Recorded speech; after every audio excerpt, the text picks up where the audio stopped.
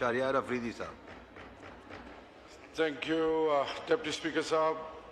बिस्मिल्लाहिर्रहमानिर्रहीम, इय्याका नअबुदु व इय्याका नस्तईन। आपके सब्र को भी सलाम है। मैं आपके चेहरे को देख रहा हूँ, आपकी हिम्मत है, और कुछ मिनट मुझे भी बर्दाश्त कर लीजिए। पावर्टी एलिविएशन पहले 2000 में आया, millennium development goals 9 point agenda था। फिर 2015 में सस्टेनेबल डेवलपमेंट गोल्स, दोनों में इस पे एम्फेसाइज किया गया कि गुर्बत खत्म की जाए। अब मेरे और आपका जो आईन है, वो जो कुरान और सुन्नत किताबें है, अल्लाह के महबूब ने फरमाया मुझे ढूंढना है तो उम्मत के गरीबों में ढूंढें। डिप्टी स्पीकर साहब, मुहर्रम का महीना है, मैं एक क्लासिक एग्जाम्पल दूंगा। I will start it from mobile companies. उनके जो टावर्स हैं, वहां पे जो एक बंदा जो नौकर पेशा है, वहां पे जो ड्यूटी करता है, उसकी तनख्वाह सिर्फ 10,000 है सन 2026 में। फिर यूनिसेफ की रिपोर्ट क्या है कि 86 लाख पाकिस्तान के अंदर चाइल्ड लेबर है। 86 लाख पाकिस्तान के अंदर 2 करोड़ 60 लाख बच्चे आउट ऑफ स्कूल हैं। फिर सबसे इंपॉर्टेंट और हैरान कुन बात, जब आप टेक्निकल स्किल्स ना दें, हुनर ना दें, और कौम की माओ बहनों बेटियों को आप पैसे के लिए हाथ फैलाने पे मजबूर करें, आप कैसी कौम खड़ी कर रहे हैं? जब आप इज्जत नफ्स मजरू करें और आप इन ह्यूमन डिग्निटी उन पर इन्वेस्ट ना करें, तो फिर कौमें आपका मजाक उड़ाएंगी। डिप्टी स्पीकर साहब, मजदूर हम यकम में मनाने के लिए बड़ी स्टेटमेंट्स आ जाती हैं। जाएं सोशल कंप्लायंस में पता करें, वो लोग जो फैक्ट्रियों के अंदर, वो लोग जो लोगों के घरों के अंदर, वो लोग जो लोगों ने उनको गुलाम बनाया हुआ है, उनके खानदानों को गुलाम बनाया हुआ है, उनका कोई पुरसाने हाल नहीं।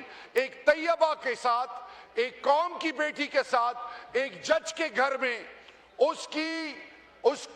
उसको मारा जाता था, उसको टॉर्चर किया जाता था। अदालत केम टू हर रेस्क्यू। कितने लोग हैं पाकिस्तान के अंदर जो बड़े बड़े घरानों में लोगों की माओ बहनों बेटियों और बच्चों को कैद में बंद किया हुआ है? Who is going to raise the voice for them? आज पाकिस्तान के अंदर सोशल कंप्लायंस नाम की चीज नहीं है। जब आपके मुल्क में 26 करोड़ में 13 करोड़ 12 करोड़ लोग बिलो पॉवर्टी लाइन रहे, जिनकी इज्जत नफ्स रोजाना मजरू हो, जिन पर जालिम दंदनाता उसकी जमीनों पे कब्जा करे, उनके घरों को मिसमार करे, उनके बुनियादी हकूक सलब करे, जो यतीमों नादारों मिस्कीनों का माल खाए और उनका कोई वाली वारिस ना हो, और उनके अवाम के नुमाइंदे जब पार्लियामान में आते हैं 1935 एक्ट के मुताबिक 30% इस पार्लियामान में वोटिंग होती है, 70% बजट उस पर इस पार्लियामेंट की कोई से ही नहीं है। तो मुझे बताएं, जब आप स्किल्स डेवलपमेंट उसको प्रायोरिटी नहीं करेंगे, जब आप किसान मजदूर को उसके बुनियादी हकूक नहीं देंगे, और मोस्ट इंपॉर्टेंट, दुनिया में 4000 रजिस्टर्ड ड्रग्स हैं। सेहत के हवाले से पाकिस्तान में मोर देन 40,000 रजिस्टर्ड ड्रग्स हैं। सवाल यह है कि जो लाइसेंस टू किल मिला हुआ है, इसका कोई पूछने वाला है? और फिर पनाहगाहों की बात की, सेहत इंसाफ कार्ड की बात की, तो देखें जी, जिस तरह अल्लाह ने एक ऐसे मुल्क में शौकत खानम को, आम आदमी ये नहीं देखते कि ये JUI का है, PTI का है, PMLN का है, ANP का है, किस पार्टी का है, जो भी जाता है अल्लाह उसके लिए शौकत खानम अस्पताल जरिया बनाता है। इसी तरह KPK में ये नहीं कहा गया कि जी सेहत इंसाफ कार्ड से सिर्फ एक खास पार्टी को ही केटर किया जाएगा। खुदा के लिए, लोगों के वालिदैन ऐसी बीमारियों में मुब्तला हैं कि वो इलाज नहीं कर सकते, उनके सामने माँ बाप सिसक के मर रहे होते हैं और वो हेल्पलेस होते हैं। किसी की औलाद, किसी की वाइफ, किसी की बहन, किसी की बेटी। तो मैं ये कहना चाहूंगा कि इस time health insurance is the need of the our.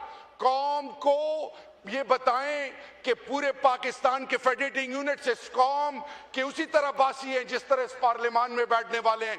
तो आखिर में मैं इस पे कंक्लूड करूंगा, डिप्टी स्पीकर साहब, अगर आपने गुर्बत खत्म करनी है तो मुल्क के अंदर हराम और हलाल की जो सोच खत्म हो गई है, जितना जो जेब भरो, ये जो तहरीक है जाती मफादात सर्व करना है, इसका रास्ता रोकना होगा।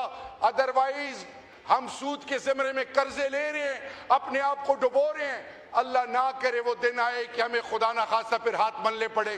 मैं एक दफा फिर एम्फेसाइज करूंगा, खुदा के लिए इसको सीरियस लें और आप ऐसे इनिशिएटिव्स इंट्रोड्यूस करें जिससे गरीब आदमी, आम आदमी की इज्जत नफ्स मजरू ना हो। Thank you ji.